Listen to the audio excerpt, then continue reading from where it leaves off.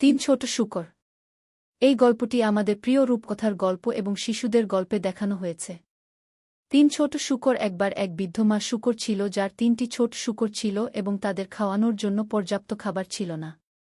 তাই যখন তারা যথেষ্ট বৃদ্ধ হয়েছিল তখন তিনি তাদের ভাগ্য অন্বেষণ করতে তাদের পৃথিবীতে পাঠিয়েছিলেন। প্রথম ছোট শূকরটি খুব অলস ছিল। তিনি মোটেও কাজ করতে চান না এবং তিনি খড় দিয়ে বাড়ি তৈরি করেছিলেন। দ্বিতীয় ছোট শূকরটি একটু বেশি পরিশ্রম করেছিল কিন্তু সেও কিছুটা অলস ছিল এবং সে লাঠি দিয়ে তার ঘর তৈরি করেছিল। তারপরে তারা সারাদিন একসাথে গান গেয়ে নাচ এবং খেলে। তৃতীয় ছোট শূকরটি সারাদিন কঠোর পরিশ্রম করে ইট দিয়ে বাড়ি তৈরি করে। এটি একটি সূক্ষ্ম অগ্নিকুণ্ড এবং চিমনি সহ সম্পূর্ণ একটি মজবুত বাড়ি ছিল। দেখে মনে হচ্ছিল এটি শক্তিশালী বাতাস সহ্য করতে পারে। পরের দিন একটি নেকড়ে সেই গলি দিয়ে যাচ্ছিল যেখানে তিনটি ছোট শূকর বাস করত এবং তিনি খড়ের ঘরটি দেখতে পেলেন এবং ভিতরে শূকরটির গন্ধ পেলেন। তিনি ভেবেছিলেন শূকরটি একটি শক্তিশালী সূক্ষ্ম খাবার তৈরি করবে এবং তার মুখে জল পড়তে লাগল। তাই তিনি দরজায় টোকা দিয়ে বললেন, ছোট শূকর, ছোট শূকর, আমাকে ঢুকতে দাও, আমাকে ঢুকতে দাও। কিন্তু ছোট শূকরটি কিহলের মধ্য দিয়ে নেকড়ের বড় পাঞ্জা দেখতে পেল, তাই সে জবাব দিল, না, না, না, আমার চিবুক চিবুক উপর চুল দাঁড়া না। তিনটি ছোট শূকর, খড়ের ঘর। তারপর নেকড়ে তার দাঁত দেখিয়ে বলল, তারপর আমি হাফ করব এবং আমি পাফ করব এবং আমি তোমার ঘর উড়িয়ে দেব।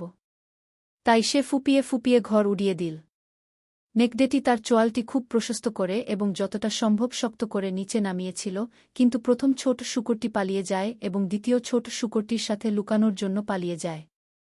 নেকড়েটি গলি ধরে চলতে থাকে এবং সে লাঠির তৈরি দ্বিতীয় বাড়ির পাশ দিয়ে চলে যায় এবং তিনি বাড়িটি দেখলেন এবং তিনি ভিতরে শুকরের গন্ধ পেলেন এবং তারা যে চমৎকার রাতের খাবার তৈরি করবে তা ভেবে তার মুখে জল আসতে লাগল। তাই তিনি দরজায় টোকা দিয়ে বললেন, ছোট শূকর, ছোট শূকর, আমাকে ঢুকতে দাও, আমাকে ঢুকতে দাও। কিন্তু ছোট শূকরগুলি কিহলের মধ্য দিয়ে নেকড়ের সূক্ষ্ম কান দেখেছিল, তাই তারা উত্তর দিল, না, না, না, আমাদের চিবুক চিবুক উপর চুল দাঁড়া না।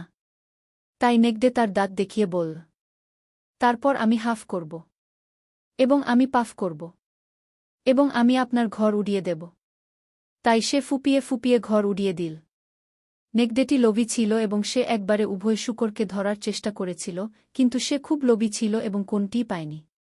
তার বড় চোয়াল বাতাস ছাড়া আর কিছুতেই আঁকড়ে ধরেছিল এবং দুটি ছোট শূকর তাদের ছোট খুর তাদের বহন করার মতো দ্রুত দূরে সরে যায়।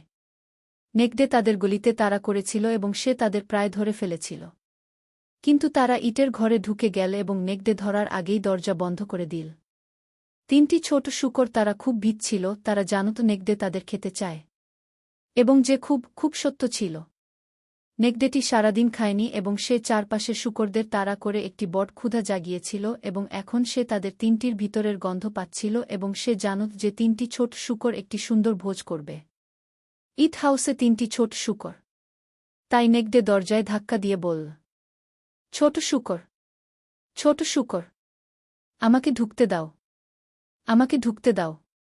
কিন্তু ছোট শূকরগুলি কিহলের মধ্য দিয়ে নেকড়ের সরু চোখ দেখেছিল, তাই তারা উত্তর দিল, না, না, না, আমাদের চিবুক চিবুক উপর চুল দাঁড়া না।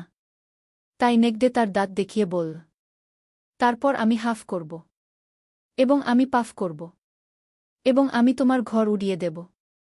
আচ্ছা। তিনি ফুপিয়ে ফুপিয়ে উঠলেন। সে ফুপিয়ে ফুপিয়ে ওঠে এবং সে হাফ করে এবং সে ফুলে ওঠে, কিন্তু তিনি বাড়িটি উড়িয়ে দিতে পারেননি। শেষ পর্যন্ত তিনি এতটাই শ্বাসকষ্ট হয়েছিলেন যে তিনি হাফ করতে পারেননি এবং তিনি আর ফুঁকতেও পারেন না।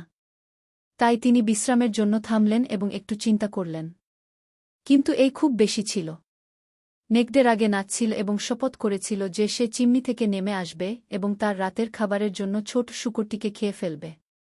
কিন্তু যখন তিনি ছাদে উঠছিলেন তখন ছোট শূকরটি জ্বলন্ত আগুন তৈরি করে এবং একটি বড় পাত্রে জল পূর্ণ করে ফুটিয়ে তোলে।